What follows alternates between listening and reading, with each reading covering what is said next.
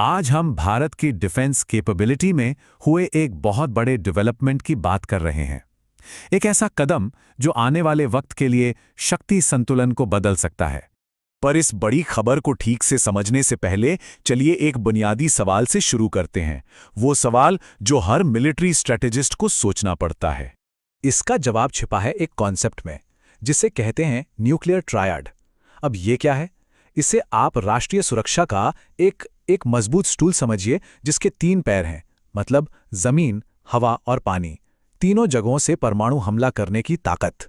तो अब आते हैं उस ताज़ा घटना पर जिसने इस ट्रायड के एक पैर को, कह सकते हैं, फौलाद जैसा मजबूत बना दिया है। तो हुआ यह है कि बंगाल की खाड़ी में पानी की गहराइयों से भारत ने एक मिसाइल का कामयाब परीक्षण किया है।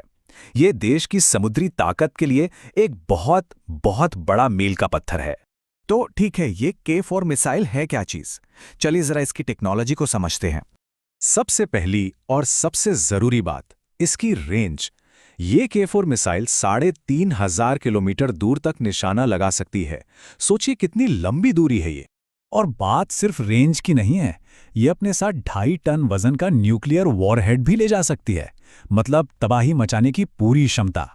अब ये जो लॉन्च प्रोसेस है ना, ये वाकई किसी साइंस फिक्शन फिल्म जैसा लगता है। ये कोई आम लॉन्च नहीं है, ये एक पूरा का पूरा कॉम्प्लेक्स सीक्वेंस है जो समंदर के कई फीट नीचे शुरू होता है। और इस मिसाइल के नाम के पीछे भी एक कहानी है, एक सम्मान है। इसमें जो के है वो भारत के missile man doctor APJ Abdul Kalam को एक श्रद्धांजलि है। अब मिसाइल तो हो गई, पर यह मिसाइल चलती कहां से है? उस शिकारी की बात करते हैं जो इस घातक हथियार को अपनी पीठ पर लेकर घूमता है। क्योंकि देखिए, मिसाइल तभी काम की है जब उसे लॉन्च करने वाला प्लेटफॉर्म भी उतना ही ताकतवर हो। और वो शिकारी है INS अरिघात। ये भारत की सबसे नई न्यूक्लियर सबमरीन है, जिसे खास तौर पर महीनों तक समंदर की गहराइयों में छिपे रहने के लिए डिजाइन किया गया है। ये एक तरह से पानी के नीचे का एक अदृश्य किला है। और ये स्लाइड साफ साफ दिखाती है कि ये कितना बड़ा लीप है। देखिए, पुराने सिस्टम यानी K15 की रेंज थी सिर्फ 750 किलोमीटर, और अब K4 की रेंज है 3,500 किलोमीटर। ये जमीन आसमान का फर्क है। तो सवाल ये उठता है कि समंदर के अंदर से छिपकर हमला करने की ये ताकत, ये इतनी जरूरी क्यों है? इसका असली मतलब क्या है? इसका जवाब है सेकंड स्ट्राइक कैपेबिलिटी। ये एक बहुत जरूरी कॉन्सेप्ट है।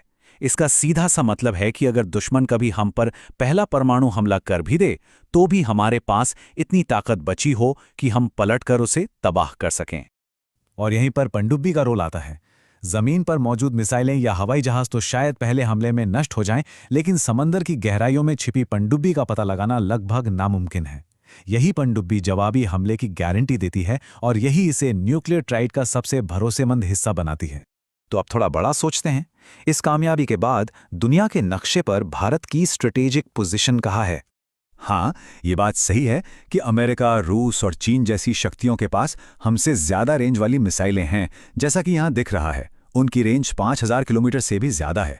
लेकिन K4 का आना इस गैप को काफी हद तक कम करता है और भारत को एक मजबूत स्ट्रेटेजिक प्लेयर बनाता है। तो आखिर में ये सवाल बचता है कि पानी के नीचे से मिली ये नई ताकत आने वाले समय में इस पूरे क्षेत्र की, यानी साउथ एशिया और इंडियन ओशन की जियोपॉलिटिक्स को कैसे बदलने वाली है? ये एक ऐसा सवाल है जिसका जवाब भविष्य ही देगा।